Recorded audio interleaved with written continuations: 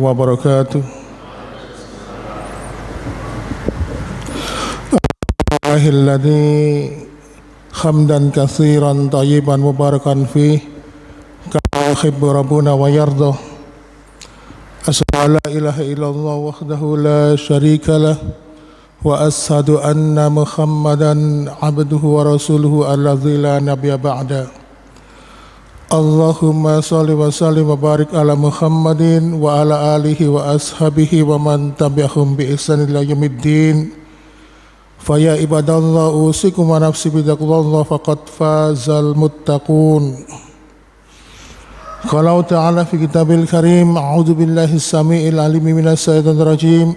Ya ayyuhalladzina amanu taqullaha haqqa tuqatih wa la tamutunna illa wa antum muslimun.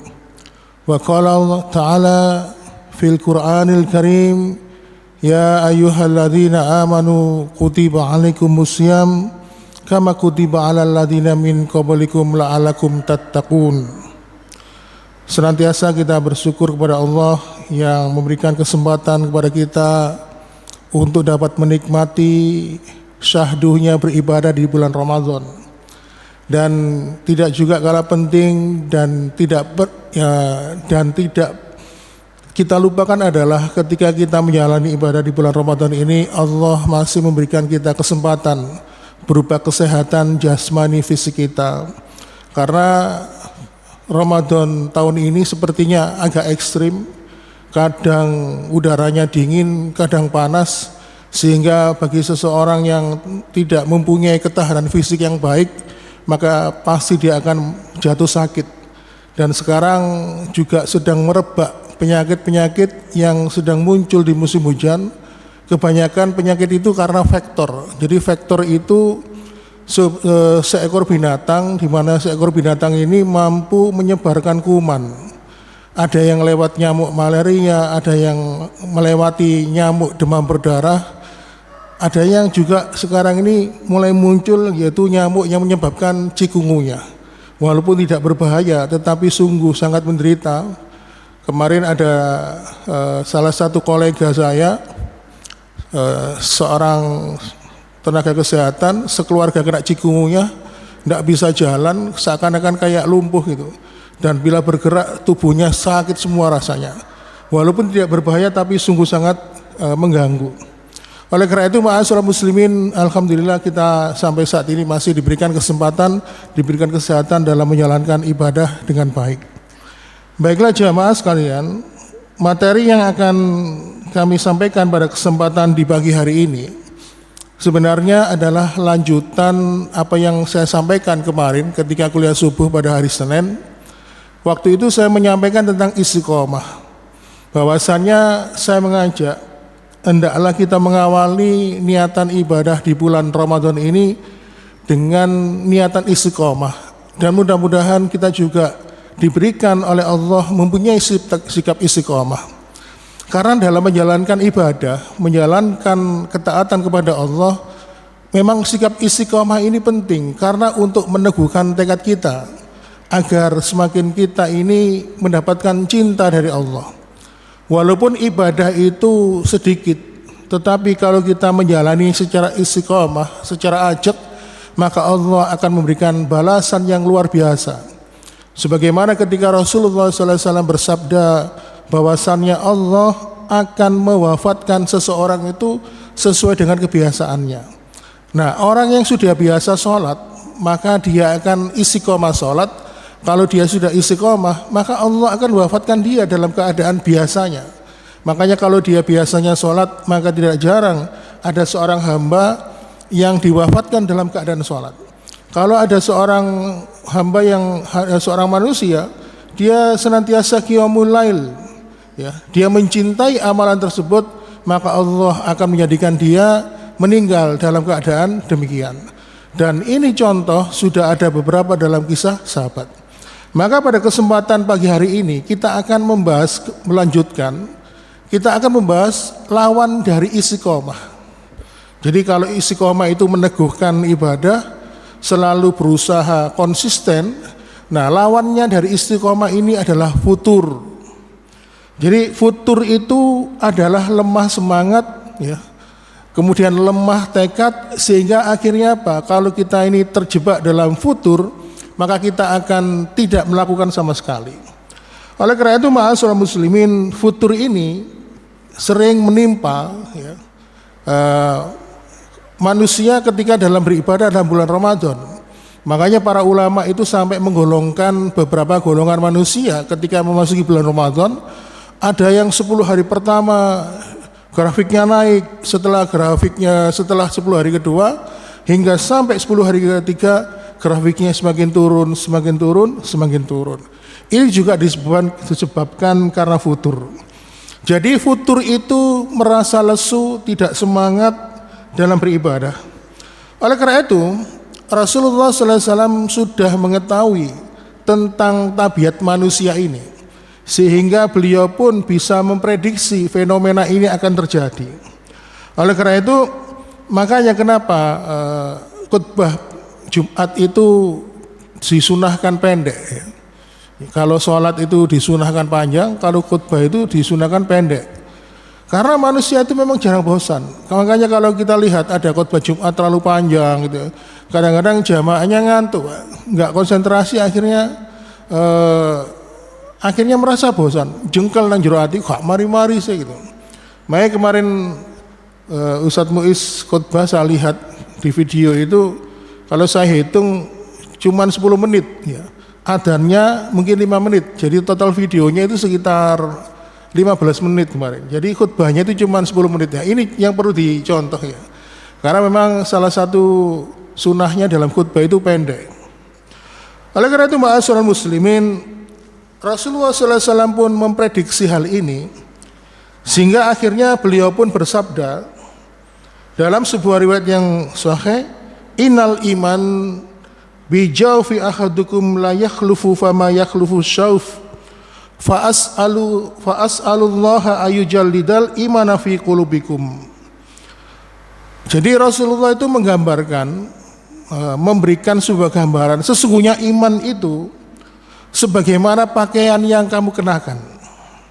Jadi baju pakaian yang kita kenakan ini, kalau baru dikeluarkan dari lemari, sudah bersih, sudah dicuci, sudah disetrika dan diberikan pewangi.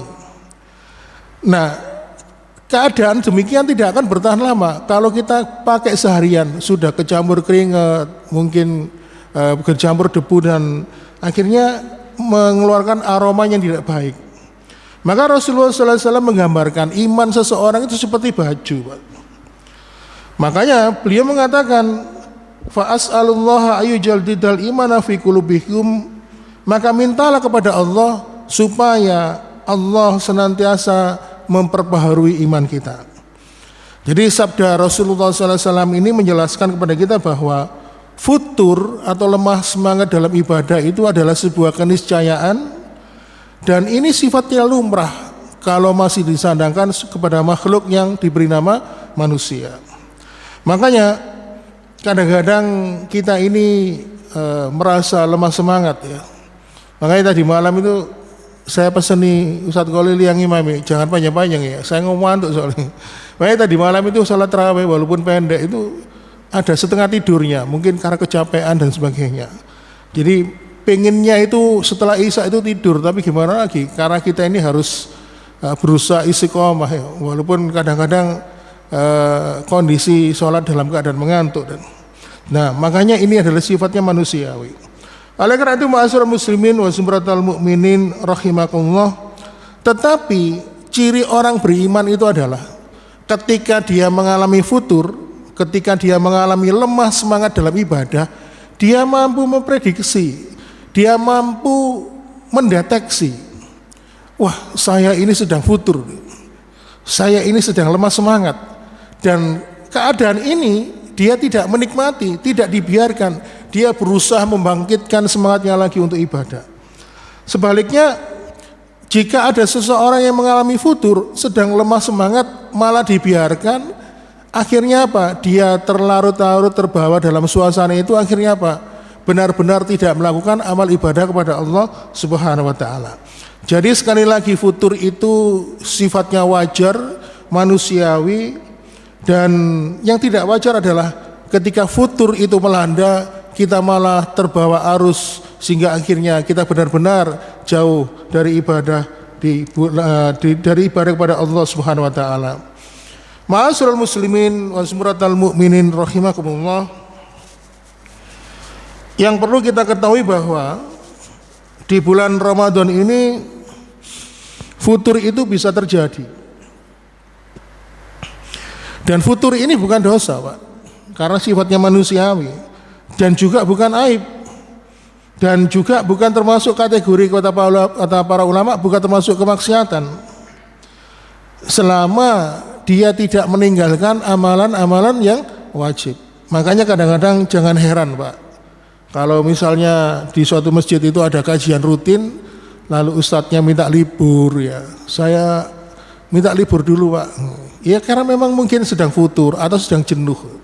Makanya saya sering menyampaikan kepada beberapa dai itu, suatu saat sampean pasti akan ingin istirahat. Karena memang apa? Sifat manusia seperti itu.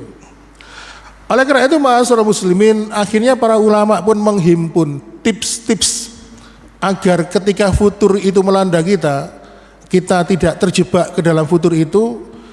Apabila kita ini menjalankan tips-tips ini, ketika futur itu melanda, maka kita akan segera bangkit kembali. Ya, ketika kita lemah dalam semangat, maka ketika kita mengingat tips ini, maka kita akan segera bangkit untuk menjalankan istiqomah dalam ketakwaan kepada Allah Subhanahu wa taala. Tips yang pertama agar kita terhindar dari futur adalah renungkanlah ayat Al-Qur'an yang terdapat di surat Fussilat ayat 6. Jadi salah satu tips untuk mengatasi futur adalah, salah satu langkah pertama adalah merenungkan ayat Al-Qur'an yang terdapat di surat Fussilat ayat 6. Di situ Allah Subhanahu wa taala berfirman, "Qul innama ana basyarum mislukum yuha ilayya annama ilahukum ilahu wahid fastaqimu ilaihi wastaghfiru wa wailul lil musyrikin." Katakanlah Muhammad, aku ini hanyalah seorang hamba seperti kamu yang mendapatkan wahyu kepadaku bahwa tidak ada Tuhan yang kamu sembah kecuali yang Maha Esa. Fastaqim, maka hendaklah kamu tetaplah ibadah kepadanya dan mohonlah ampunan kepadanya, dan celakalah bagi orang-orang yang mensekutukannya. Di ayat ini Allah menutup ayat itu dengan kalimat penggugah semangat, fastaqimu ilahi wastaghfiru, karena itu istiqomahlah kamu. Tetaplah kamu beribadah kepada Allah dengan mengiringi banyak-banyak memohon ampun kepada Allah Subhanahu wa taala. Yang jadi pertanyaan adalah, kenapa di dalam surat Fussilat ayat 6 ini Allah mendudukkan perkara yang sama, beristiqomah dan beristighfar, memohon ampun. Jadi salah satu syarat seseorang itu bisa istiqomah itu adalah ketika dia senantiasa beristighfar kepada Allah Subhanahu wa taala. Karena ibaratnya istighfar itu seperti layaknya pupuk yang menyuburkan tanaman, air yang menyegarkan, atau seperti udara yang menyejukkan. Lalu kemudian apa kaitannya dengan bulan Ramadan? Maka ketika seseorang itu memasuki bulan Ramadan, dia menyadari bahwa bulan Ramadan itu adalah syahrul maghfirah, ya. Jadi bulan yang penuh dengan ampunan, maka tidak ada ungkapan kalimat zikir yang paling baik adalah kecuali ketika kita senantiasa banyak memohon ampunan kepada Allah Subhanahu wa taala. Makanya ketika memasuki bulan Ramadan ini, Ibunda Aisyah bertanya kepada Rasulullah SAW, zikir apakah yang paling baik yang aku ucapkan, yang paling baik diucapkan selama bulan Ramadan. Maka Rasulullah SAW pun mengajarkan sebuah kalimat, Allahumma innaka afun tuhibbu afa fa'fu anni. Ya Allah, sesungguhnya Engkau adalah Maha Pemaaf, maka Maha mencintai mereka yang meminta maaf, maka maafkanlah aku ya Allah. Makanya ma'asyiral muslimin, yang dinamakan dengan kesolehan itu tidak hanya kita ini berusaha meninggalkan dosa, tetapi yang dinamakan kesolehan itu adalah ketika kita ini senantiasa meminta ampun kepada Allah Subhanahu wa ta'ala. Itu tips yang pertama. Agar kita terhindar dari futur, kita merenungkan surat Fussilat ayat 6. Kemudian tips yang kedua, agar kita ini terhindar dari futur adalah, yaitu bangunlah rasa malu di dalam hati kita kepada Allah Subhanahu wa ta'ala. Ketika Allah di dalam bulan Ramadan ini mencurahkan rahmatnya, mencurahkan magfirahnya, ya, lalu kita kondisinya ya gini-gini aja, yes, dilakoni apa anane, tidak ada semangat dan sebagainya, lalu kita tidak memaksimalkan potensi bulan Ramadan ini, maka di satu sisi kita kok mengharapkan surga, maka bangunlah rasa malu di situ. Maka setidaknya kita itu malu kepada Allah. Makanya pernah saya sampaikan kira-kira beberapa pertemuan yang lalu sebelum menghadapi bulan Ramadan, saya menyampaikan munculkanlah makna di dalam hati kita. Kenapa Allah masih menghendaki kita beribadah di bulan Ramadan? Padahal masih banyak saudara kita yang pergi mendahului kita. Bahkan di antara mereka secara teori medis mereka itu jauh lebih sehat, ya, jauh lebih muda umurnya, atau mungkin kondisinya fisiknya lebih bagus. Dan kita ini kadang-kadang sering linu-linu, sering kesemutan, atau mungkin sering greges. Tetapi kenapa mereka kok yang dipanggil duluan oleh Allah Subhanahu wa ta'ala? Maka tanamkanlah ke dalam diri kita bahwa ketika kita ini diberikan kesempatan beribadah di dalam bulan Ramadan, tanamkanlah mungkin Allah ingin memberikan kesempatan untuk kita memperbaiki diri, mempersiapkan diri kita untuk pulang kembali kepada Allah. Karena berbahagialah orang yang sudah berpulang kepada Allah hatinya, dan sungguh celakalah bagi orang yang sudah pulang kepada Allah jasad dan fisiknya, tetapi hatinya enggan kembali kepada Allah Subhanahu wa ta'ala. Oleh karena itu ma'asyiral muslimin, disebutkan di dalam surat Al-Hajj ayat ke-11, wa minan nas may ya'budullaha ala harth fa in asabbahu khairun itma ma'anabi wa in asabathu fitnanin qalabah Allah wajhi. Ya, artinya, dan di antara manusia ada yang menyembah Allah di tepian, maka jika dia memperoleh kebaikan dia merasa puas, dan jika dia ditimpa suatu cobaan dia kembali ke belakang, dia rugi di dunia, dan itulah kerugian yang nyata. Oleh karena itu ma'asyiral muslimin, janganlah kita ini beribadah kepada Allah di tepian. Artinya apa? Kita milih-milih syariat itu, sehingga akhirnya apa? Kadang-kadang kita itu melakukan amal ibadah itu sesuai dengan kehendak kita. Maka sadarkanlah bahwasannya di bulan Ramadan ini Allah membuka pintu magfirahnya, membuka pintu rahmatnya untuk kita. Maka timbulkanlah rasa malu dalam hati kita apabila kita melewati bulan Ramadan hanya dengan kondisi seperti gini-gini aja.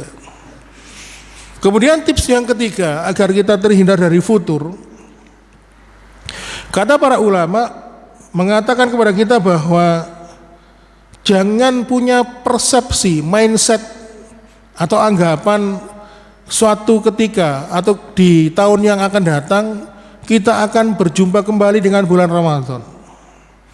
Ya seperti pembimbing umroh ya, atau mungkin orang yang rutin umroh. Tentu kalau setiap tahun berangkat umroh, atau mungkin setahun bisa 2 atau 3 kali umroh karena bimbing jamaah ya, seakan-akan kalau melihat Ka'bah itu biasa. Wong saya sudah kemarin dari sini ya, nanti kan kesini lagi ya. Maka beda dengan orang yang dia datang hanya kesempatan 1 kali datang umroh atau naik haji. Ketika dia berjumpa dengan Ka'bah ya, melihat Ka'bah langsung, dia akan terharu hatinya karena dia merasa hanya kali ini dia akan berjumpa dengan Ka'bah, melihat bagaimana rumah Allah di Mekah, di kota suci ya. ya. Lalu kemudian dia merasa saya tidak mungkin bisa hadir di sini lagi. Tapi beda dengan orang yang sering umroh. Lah, saya sudah sering ke sini, ya nanti paling ya ke sini lagi. Nah, memang gitu. Begitu juga dengan Ramadan. Para ulama mengatakan kalau engkau memasuki bulan Ramadan, tumbuhkanlah dalam mindset kita, jadikanlah Ramadan ini momentum seakan-akan adalah Ramadan yang terakhir pada kita. Sehingga kalau kita ini punya pandangan demikian, maka kita ini akan mempunyai sikap sungguh-sungguh dalam menjalankan ibadah di bulan Ramadan. Memang kadang-kadang setan itu kadang bisi, umur mulu sik 30, sik 35. Paling gua awak mulak mati umur 70 tahun, masih banyak kesempatan. Mungkin tahun depan nanti kamu masih ada Ramadan lagi. Tapi beda kalau orang punya pemahaman ini adalah Ramadan, mungkin Ramadan yang terakhir bagi saya. Maka saya harus bisa memaksimalkan potensi ibadah dalam menggapai rahmat Allah di bulan Ramadan ini. Oleh karena itu ma'asyiral muslimin wa sumuratal mu'minin rahimakumullah. Oleh karena itu perlu diketahui bahwa bulan Ramadan adalah bulan satu-satunya dari 12 bulan, seperti yang diterangkan oleh Ustaz Abu Judi kemarin ketika mengutip surat At-Taubah ayat 36 ya.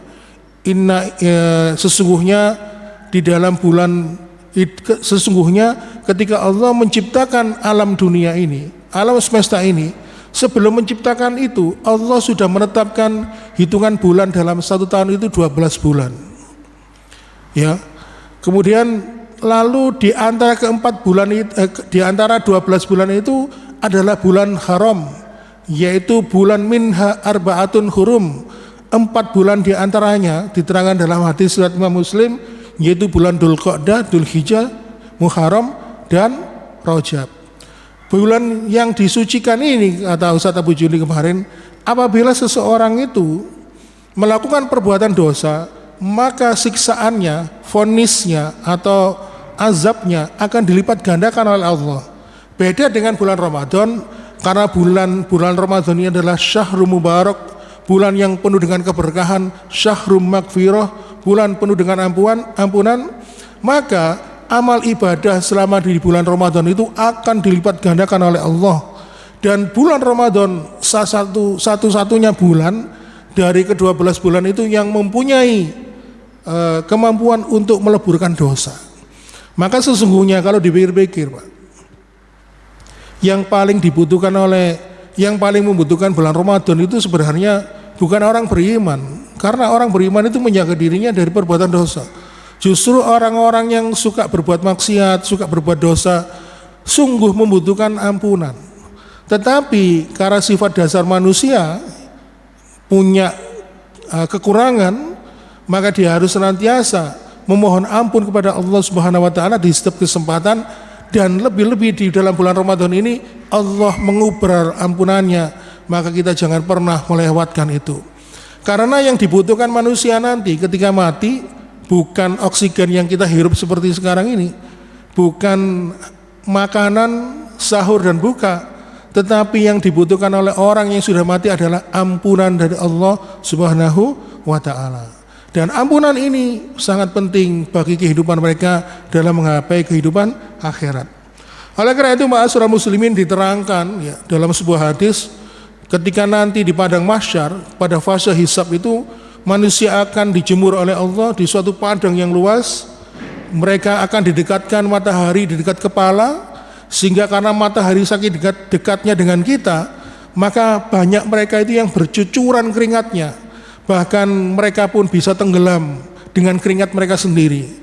Ada keringat itu yang sampai menggenangi telapak kakinya, ada keringat itu yang sampai memenuhi lututnya, bahkan ada yang tenggelam sampai pinggangnya, bahkan ada juga sampai pundak lehernya, bahkan ada yang kelagap-kelagap.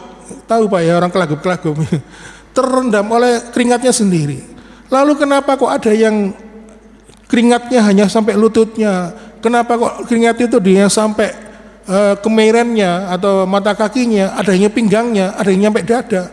Mereka adalah orang-orang yang selama dalam kehidupan dunia rajin minta ampunan. Kalau sering kita minta ampun kepada Allah, maka mereka itu pasti akan mendapatkan keringatnya hanya menggenangi telapak kakinya atau mungkin lututnya.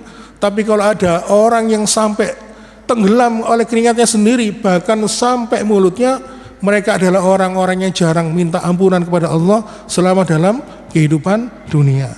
Oleh karena itu, ma'asyiral muslimin, tidak ada satu momen waktu ketika Allah membebaskan manusia dari ancaman neraka kecuali dalam bulan Ramadan ini. Oleh karena itu, sebagai penutup, ada sebuah ungkapan yang cukup menarik dari para ulama. Para ulama itu memberikan analisa begini: kalau misalnya Allah itu mencintai suatu momen waktu, maka waktu itu pasti di dalamnya ada syariat untuk memerintahkan kepada kita untuk berpuasa. Contoh misalnya, kalau misalnya kita melihat peristiwa di bulan Muharram, Allah mencintai waktu di bulan Muharram, maka di situ Allah memerintahkan kita berpuasa, Asyura, ya. Pasti ada syarat puasanya. Kemudian 10 hari pertama di bulan Dzulhijjah, Rasulullah SAW menekankan amalan yang paling dicintai oleh Allah maksimal 8 hari di bulan Dzulhijjah, awal 8 hari, yaitu tanggal 1 sampai 10. Kalau misalnya kita ini disunahkan banyak-banyak berpuasa. Kalau nggak bisa, yaitu ketika peristiwa wukuf. Ada yang mengatakan wukuf, ada yang mengatakan berpuasa di tanggal 9 di bulan Dzulhijjah. Begitu juga dengan Ramadan. Ketika Allah mencintai Ramadan, pasti di dalamnya ada perintah untuk berpuasa. Artinya apa? Waktu-waktu itu adalah istimewa. Dan puasa di bulan Ramadan ini dari zaman Nabi terdahulu sampai sekarang, sampai Nabi Muhammad, adalah syariat yang masih tetap berjalan, yang menunjukkan bahwa bulan Ramadan adalah bulan yang sangat istimewa di hadapan Allah Subhanahu wa taala. Makanya kalau ada syariat yang begitu berjalan, ya, yang begitu bertahan, dan syariat itu dilakukan dari generasi nabi-nabi terdahulu hingga Nabi Muhammad, nabi terakhir akhir zaman, maka syariat itu adalah syariat yang dicintai oleh Allah Subhanahu wa taala. Demikian ma'asyiral muslimin, jamaah sekalian, penjelasan tentang futur dalam bulan Ramadan. Siapapun diri kita pasti akan futur, lemah semangat, dan sebaik-baik hamba Allah yang beriman adalah ketika dia menyadari dirinya futur, dia mempunyai mekanisme bisa memproteksi, waduh saya sedang futur, maka ketika dia mengalami itu, dia berusaha membangkitkan semangatnya lagi. Maka sejelek-jelek orang adalah ketika dia merasakan futur, dia malah terlena sehingga akhirnya terbawa arus, sehingga akhirnya dia menjadi manusia yang tidak berbakti kepada Allah Subhanahu wa taala. Demikian ma'asyiral muslimin, mohon maaf bila kekurangan, semoga ada manfaatnya. Kita tutup dengan doa kafaratul majlis. Subhanakallahumma wa bihamdika ashhadu an la ilaha illa anta astaghfiruka wa atubu ilaik. Wassalamualaikum warahmatullahi wabarakatuh.